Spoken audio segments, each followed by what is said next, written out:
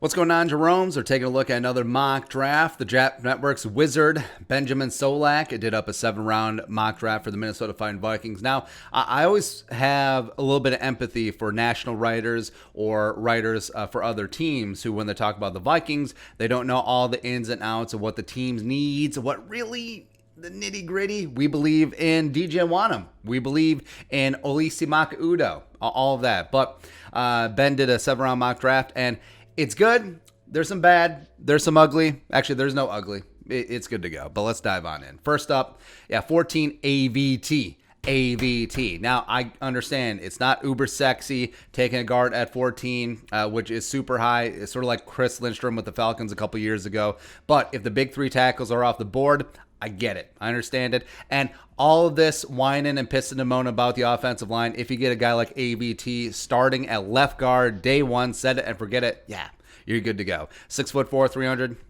2019 was USC starting left guard, only 1 sack and 7 pressures allowed, 78.8 PFF grade, first team All Pac-12. USC Offensive Lineman of the Year, also played some left tackle in 2020, but his future in the league is going to be inside a guard. So if you can't get a Darisoff, can't get a Slater, obviously you can't get Penny Sewell. If it's going to be AVT and you come out of day one with a rock-solid offensive lineman, you're good.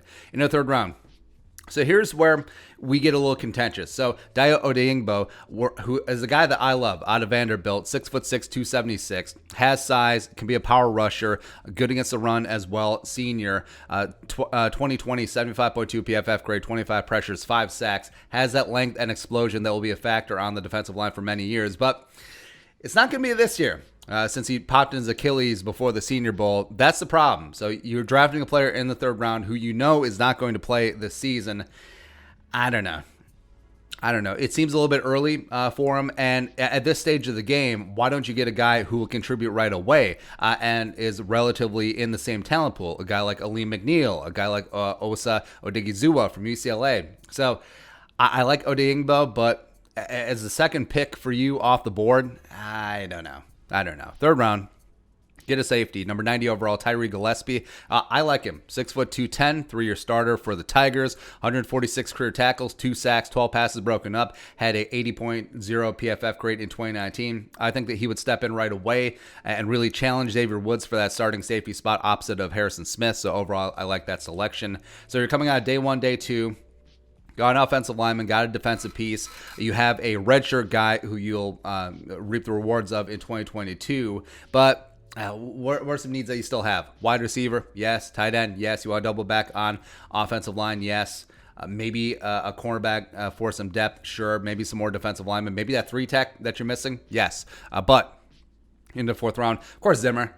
Zimmer is going to get his cornerback, Robert Rochelle, coming out of Central Arkansas. 6 foot, $195, has length, small school prospect, ran a 4.41 140, great in the vertical and the broad and agility drills as well. 10 career interceptions and 35 passes broken up for the Central Arkansas Wolves. Nah, that's not correct. Doesn't really matter. But Robert Rochelle, welcome to the Vikings. Round 4, Sedarius Hutcherson. My guy. So I'm low-key developing a crush on Sedarius Hutcherson coming out of South Carolina. Is he a scheme fit? No, he's not. But 6'4", 320, powerful road grader, played right guard, left tackle for the Gamecocks. Great athlete, phenomenal anchor. And he's not going to be a liability in the scheme, but also he's not going to be moving like Ezra Cleveland at guard either. But I do like this potential move to adding more size, more stoutness, more stability. Guys like Sedarius Hutcherson, guys like Olisi Maka-Udo. Let's get it. Also in the 4th round, Vikings triple down offensive line. Brendan James coming out of Nebraska, 6'6", 300, senior, was Nebraska's left tackle for a number of seasons. 88.1 PFF pass blocking grade in 2019. Now, I think that he's probably going to switch to right tackle in the National Football League, maybe inside at guard. But if you have 2 tackle prospects with Brendan James, and then you have Blake Brandel, last year's 6th round pick out of Oregon State, who's clearly left tackle, left tackle, left tackle, you could have your backup tackle spots covered. Plus, you got Oli Udoh still chilling in there, who's a great right tackle at Alon for a number of years. Also in the fourth round. So you got the wide receiver, but one that hasn't gotten a lot of hype. Frank Darby, wide receiver out of Arizona State, took up the Brandon Ayuk role last year in some limited work. 6 foot, a $194, smooth route runner, but he's not a burner. Tough contested catch wide receiver, 67 catches, 1,317 yards receiving, 13 touchdowns over 4 seasons. So I like the selection, but he's not the archetype of what we've been projecting for the Vikings and what is so plentiful in this draft. That wide receiver 3, the speedy guy with return ability. Darby doesn't return punts or kicks. So looking at a guy like Shi Smith or Jalen Darden or Marcus Stevenson. But Darby, I get it, understand it. Also in the fifth. Into the fifth. Dalen Hayes coming out of Notre Dame. Now, this is an intriguing pick. So, 6'4", 253, generally rushes from standing up. And I don't think this is necessarily a defensive end pick. This could potentially be an Anthony Barr replacement, where Dalen Hayes, they'll convert him from a defensive end edge rusher into a strong side outside linebacker in Zimmer's 4-3 scheme. Interesting. 4.71 40, 4.29 short shuttle, 79.3 PFF grade, 81.0 versus the run, 17 tackles, 6 tackles for loss, 33 pressures, 3 sacks, 1 interception, 2 forced fumbles, and a partridge in a pear tree for the Irish in 2020. Also in the fifth round, so a guy that's really growing on me, Khalil Herbert, the running back out of Virginia Tech. So obviously we watch a lot of Christian Darrisaw tape, and then Khalil Herbert is just that guy, man. A 5'9", 204, a bowling ball running back with a nice one cut and go. Great quickness, formerly at the University of Kansas. Transferred, busted out for the Hokies in 2020. 1,183 yards rushing, 8 touchdowns. Does have some kick return experience as well. A 26.9 yard average, so that's interesting. As a running back 3, playing some special teams, go ahead. Also in the 6th round, or lastly in the 6th round, Ernest Jones. Ernest Jones, linebacker out of the South Carolina, just loading up on Gamecocks. You got DJ Wanham, you got Cedarius Hutchinson, you got Zach Bailey. Now you got Ernest Jones, 6'2", 230, was a team captain, former DJ Wanham teammate.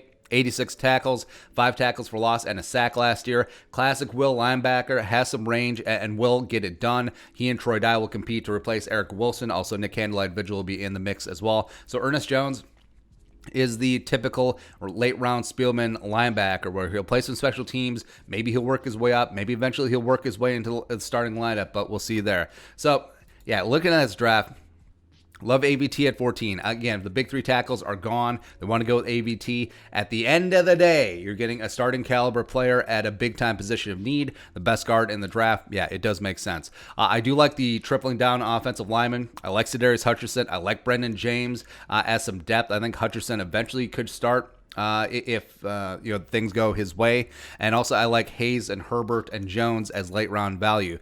Bad.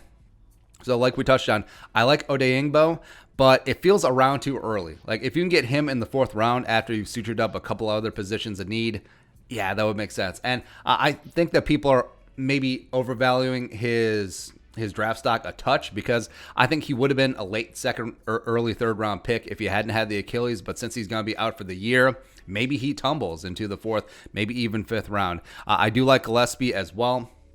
I think you're getting a rock solid starter there. But only 2 week 1 starters, Gillespie and AVT. And I like Darby, but he's not, like we mentioned, he's not that speedster wide receiver 3 mold that would be an asset with JJ and Thielen. Plus, no real returner. Herbert does have some kick return experience, but Darby and Rochelle don't return kicks or punts, so you come up dry there. So now, for returning punts, it's like, what, you have Chad Beebe and maybe KJ Osborne. Also, no tight end, so you're going to be going into UDFAs for your tight end 3, or potentially Brandon Dillon will have to step up. Plus, you'll notice, no 3-tech. No defensive lineman per se outside of Odeyingbo, who's going to be up on blocks for a year. Dalen Hayes could be a situational hand or defensive end, except I think his future will be as a strong side linebacker. So, yeah, really thin on the defensive line. They could have gone a couple of different directions, but overall, you only have 10 picks. You can't really satisfy every single need. And plus, we don't know what the board was like. So no need to force picks at a certain stage. But overall, I like this draft, but I'm not in love with it. Like, there's lots of solid picks that I like individually in a vacuum. Maybe not necessarily in terms of how high they were, but just no picks except for AVT. We're like, woo, F&A, Scotty. F&A, Super Bowl. But we'll see what happens. But it's always good to see other people's thoughts on your team's draft needs and what they perceive as value in terms of where they fit in with the current roster. But yeah. Be your thoughts. The Draft Network, Benjamin Solak, 7th-round Vikings mock draft. Let us know in the comment section below. Subscribe for daily Vikings takes. Want to support that work? Post something in the Venmo. But until next time, Skol, production value.